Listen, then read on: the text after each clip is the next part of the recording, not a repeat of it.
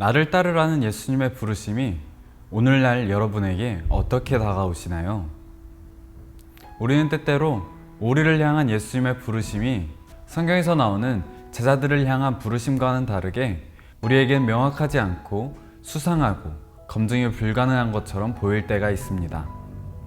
하지만 예수님께서는 지금도 죽지 않고 생생히 살아계시며 성경의 말씀을 통해서 우리에게 말씀하고 계십니다. 우리가 나를 따르라는 부르심을 듣고자 한다면 우리는 예수님이 계신 곳에서 그 부르심을 들어야 합니다. 예수님의 부르심은 그분의 말씀과 성례전을 통해 일어난다고 보네퍼는 말하고 있습니다. 교회가 베푸는 설교와 성례전이야말로 예수 그리스도께서 계시는 곳이라고 말합니다. 여기서 말하는 성례전은 침례와 성찬식을 말합니다. 오늘 영상을 통해 설교에 대해서 침례에 대해서 함께 이야기해 보려고 합니다. 나를 따르라는 예수님의 부르심을 듣는 데에는 개인적인 계시가 필요하지 않습니다. 그저 설교를 잘 듣고 성례를 받기만 한다면 나를 따르라는 부르심을 받게 될 것이라고 보네퍼는 말합니다. 즉 십자가에서 죽으시고 부활하신 주님의 복음을 듣기만 하면 되는 것입니다. 예수님의 부르심을 받은 제자나 세리의 상황이 오늘 우리가 처한 상황보다 더 분명한 부르심 속에 있던 것은 아니라고 말하고 있습니다. 처음 부름 받았던 이들의 따르기가 복종이기도 했던 것은 그들이 부르시는 분을 그리스도로 알아보았기 때문입니다. 우리에게 주어진 부르심에서 다른 것이 중요한 것이 아닙니다. 오직 부르시는 분만이 중요합니다. 예수님은 온전히 여기에 계십니다. 제자들을 만났던 예수님은 여기에 계십니다. 승리자, 살아계신 분으로 여기에 계시는 것입니다. 그 예수님만이 나를 따르라고 부르실 수 있습니다. 그리스도께서 우리에게 하시는 말씀은 제자들을 부르실 때 하신 그 말씀과 다르지 않습니다. 예수님의 첫 제자들이라고 해서 먼저 그분을 그리스도로 알아보고 그런 다음 그분의 계명을 받은 것이 아닙니다. 그들이 그리스도로 알아본 것은 그분의 말씀과 계명을 통해서였습니다. 그들은 그분의 말씀과 계명을 믿고 그분을 그리스도로 알아보았습니다. 제자들은 그리스도의 분명한 말씀을 통하지 않고는 그분을 알아볼 수 없었습니다. 제자들이 예수님의 말씀을 통해 그분이 그리스도임을 인식했다면 그들은 예수님의 뜻 또한 인식했을 것입니다. 그들은 예수님의 뜻 또한 인식함으로써 자기의 행위와 부르심에 대한 확신을 잃기는커녕 도리어 더 굳게 붙잡았을 것입니다. 이와 다른 그리스도에 대한 인식에 대한 반응은 존재하지 않음을 보네퍼는 말하고 있습니다. 그리스도께서 내 삶을 다스리는 살아계신 주님이시라면 우리는 예수님을 만나는 순간 예수님이 우리에게 건네시는 말씀을 듣게 될 것입니다. 예수님의 분명한 말씀과 계명을 통하지 않고서는 예수님을 있는 그대로 인식할 길이 없습니다. 그리스도를 잘 알고 잘 믿고 싶은데 그분의 뜻을 알 수 없어서 고민하는 것은 우리가 그리스도에 대한 인식이 불분명하고 인위적인 것을 드러내는 것이라고 보네퍼는 말하고 있습니다. 그리스도를 안다는 것은 그분의 말씀을 듣고서 그분을 내 삶의 주인과 구원자로 인정한다는 것입니다. 하지만 그렇게 하려면 나에게 건네시는 그분의 분명한 말씀을 알아야 할 것입니다. 예수님의 계명은 과거의 제자들에게 하셨던 것과 마찬가지로 오늘날 우리에게도 똑같이 적용되고 유효한 계명입니다. 예수님의 계명은 마음을 다해 믿으라고 요구하고 마음과 정성을 다해 하나님을 사랑하고 이웃을 사랑할 것을 요구하는 것입니다. 오늘날 우리에게 똑같이 적용될 수 있는 이유는 이러한 요구이기 때문입니다. 보네퍼는 우리가 만일 계명이 이러한 말씀이라는 것을 이해하지 못한다면 예수님의 계명을 수행하려고 하는 모든 시도가 예수님의 말씀을 오해하는 것이자 예수님의 말씀에 불복종하는 것이 된다고 말하고 있습니다. 우리가 이러한 예수님의 계명을 구체적으로 알 수 있는 방법이 있습니다. 그것은 바로 우리에게 선포된 말씀입니다. 우리가 우리에게 선포된 말씀을 그리스도의 말씀으로 알아들을 때 분명하게 들려올 것입니다. 우리는 매주 설교 말씀을 듣습니다. 교회와 텔레비전, 핸드폰, 라디오를 통해 적게는 한두 번, 많게는 4-5번 어렵지 않게 듣게 됩니다. 하지만 우리가 설교를 많이 듣는다고 해서 그 말씀이 우리에게 전부 다가오지는 않습니다. 우리가 말씀을 들어도 계명에 대해 구체적으로 알지 못한다면 우리는 우리 스스로 나는 선포된 말씀을 그리스도의 말씀으로 받아들이고 있는가? 라는 질문을 해봐야 할 것입니다. 우리가 명심해야 할 것은 우리가 제자들이나 신약 성경에 등장하는 다른 인물들처럼 되는 것은 중요하지 않다는 것입니다.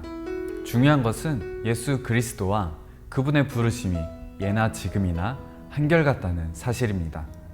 예수님이 이 땅 위에서 하신 말씀이든 지금 우리에게 하시는 말씀이든 제자들에게 하신 말씀이든 중풍병자에게 하신 말씀이든 예수님의 말씀은 같은 말씀입니다.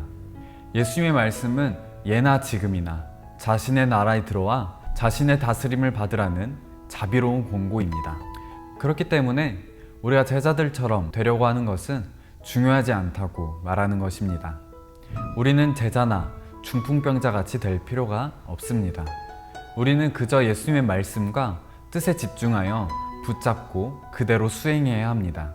성경은 우리가 누군가를 선택하여 달려가야 한다며 어떠한 그리스도인의 전형을 쭉 나열하는 것이 아닙니다. 모든 구절에서 예수 그리스도 한 분만을 선포합니다. 예수님은 언제나 어디서나 동일한 분이십니다. 오늘날 우리가 나를 따르라는 예수님의 부르심은 어디에서 받을 수 있을까요? 위에 말씀하셨던 것처럼 보네퍼는 이렇게 대답합니다. 설교를 듣고 예수의 성찬을 하고 설교와 성찬 속에서 그분 자신의 말씀을 들어라. 그러면 그분의 부르심을 받게 될 것이다. 이어서 보네퍼는 침례에 대한 중요성을 이야기하고 있습니다. 보네퍼는 바울이 나를 따르라는 부르심과 따르기의 시작에 상응하는 개념으로 침례를 제시한다고 말합니다. 침례는 사람이 베푸는 것이 아니라 예수 그리스도께서 베푸시는 것입니다.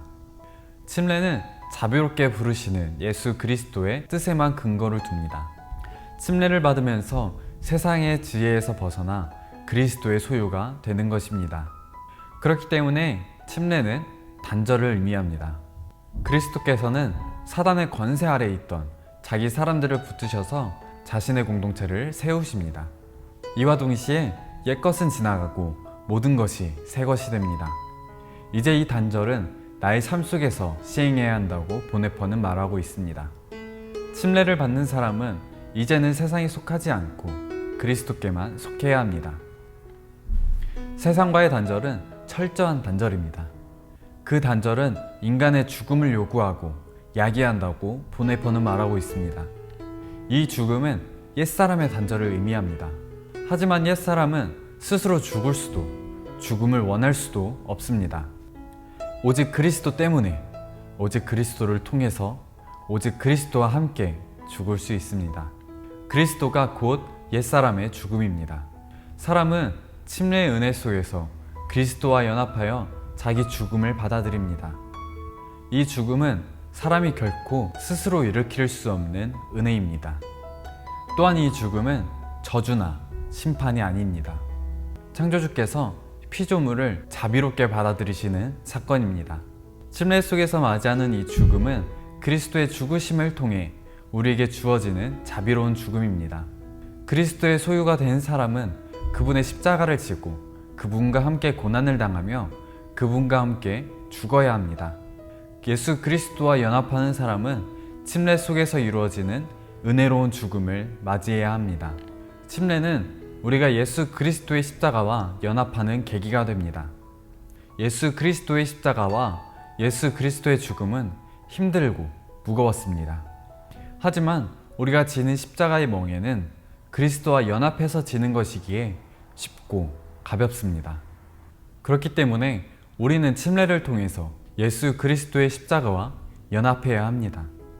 또한 우리가 침례 속에서 맞는 은혜로운 죽음은 일회성의 죽음입니다. 하지만 우리는 매일매일 죽어야 한다고 말합니다. 그 말뜻은 우리가 매일매일 침례를 반복한다는 것이 아니라 이미 이루어진 그리스도의 죽으심의 능력을 힘입어 날마다 죽는 것입니다. 침례를 믿음으로 우리가 죽고 우리 안에서 예수님이 산다는 것은 우리가 침례를 통해 죽음을 맞이함으로 죄에서 벗어났다는 것을 인정받는 것입니다. 죄인이 자기 죄에서 벗어나기 위해선 죽어야 합니다. 죽은 사람만이 죄에서 벗어났다는 인정을 받습니다. 죄는 죽은 사람에게 어떤 권리도 행사하지 못하기 때문입니다. 그렇기 때문에 죄에서 벗어났다는 인정을 받는 것은 오직 죽음을 통해서만 이루어집니다. 이 죄인의 죽음이 저주를 일으키지 않고 의롭다 인정받기 위해선 이 죽음이 그리스도의 죽으심과 연합하여 이루어져야만 합니다. 침례를 받은 사람은 그리스도의 죽으심에 참여합니다. 그는 그리스도의 죽으심을 통해 사형 선고를 받고 죽은 사람이 됩니다. 그리스도인이 날마다 겪는 죽음은 그가 침례를 받으면서 겪은 죽음의 결과일 뿐입니다. 우리는 다음과 같은 말씀을 잘 기억해야 할 것입니다. 이와 같이 여러분도 죄에 대해서는 죽은 사람이요 그리스도 예수 안에서 살고 있는 사람이라는 것을 알아야 합니다. 그렇기 때문에 침례를 받은 사람은 침례를 받을 때 단 한 번 이루어진 그리스도의 죽으심으로 그리스도 안에서 살아야 합니다. 예수님을 따르는 사람은 자신의 과거에 대하여 죽은 사람입니다. 그런 까닭에 예수님께서는 모든 소유를 버리라고 우리에게 요구하실 수밖에 없었습니다. 예수님은 옛사람인 죽음으로 생명을 취하셨지만 새 사람, 즉 완전하고 충만한 생명을 마련해 주실 것입니다. 그것을 위해 자기의 십자가를 선사하셨습니다. 또한 그것을 위해 예수님께서는 침례의 선물을 주셨습니다. 오늘 영상을 정리합니다. 과거의 제자들에게 행해졌던 예수님의 부르심은 오늘날 우리에게도 똑같이 적용됩니다. 그 부르심을 명확하게 알기 위해서 예수님이 계신 곳에서 부르심을 들어야 합니다. 교회의 설교와 성례전, 즉 설교, 침례, 성찬식을 통해 예수님의 부르심을 들어야 할 것입니다. 우리에게 선포되는 말씀을 예수님의 말씀으로 받고 우리에게 행해지는 침례를 통해 우리의 옛사람을 죽이고 새 사람으로 그리스도 안에서 살아야 할 것입니다.